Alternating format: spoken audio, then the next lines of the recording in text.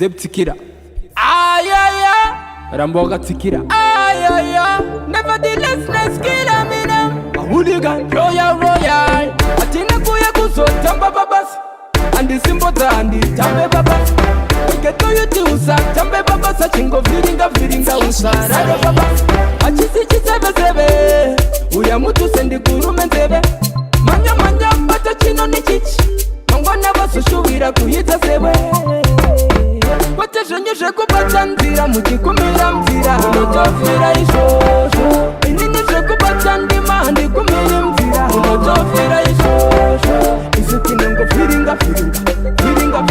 Unofira ishosho. Shibasa chino viringa.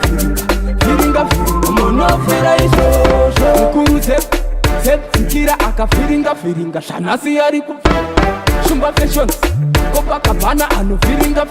Asomo bakuta Iwewe temba lewe Patabasa believe in yourself. Aha Ano kumisa ndiwe Ane simbare kukumisa ndiwe.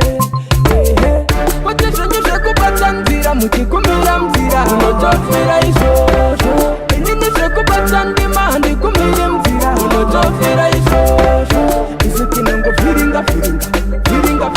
Unofira ishosho. Shibasa tino viringa. Unofira ishosho. Atina kuya kuso tamba babas. Andi simbota andi tambe babas. Geto yuti usa tambe babas. Achingo viringa usa rade babas. Achisi sebe.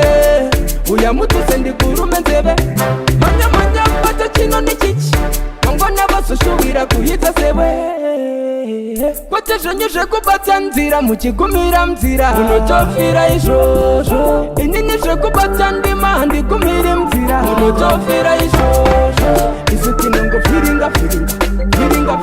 Unofira ishosho. Shibasa tino viringa.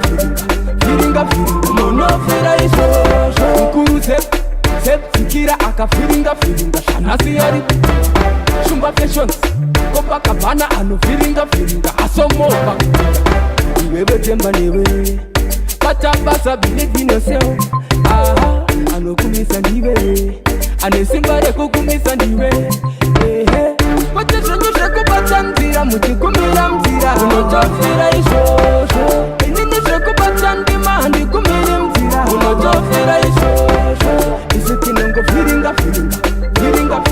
Unofira ishosho. Shibasa tino viringa.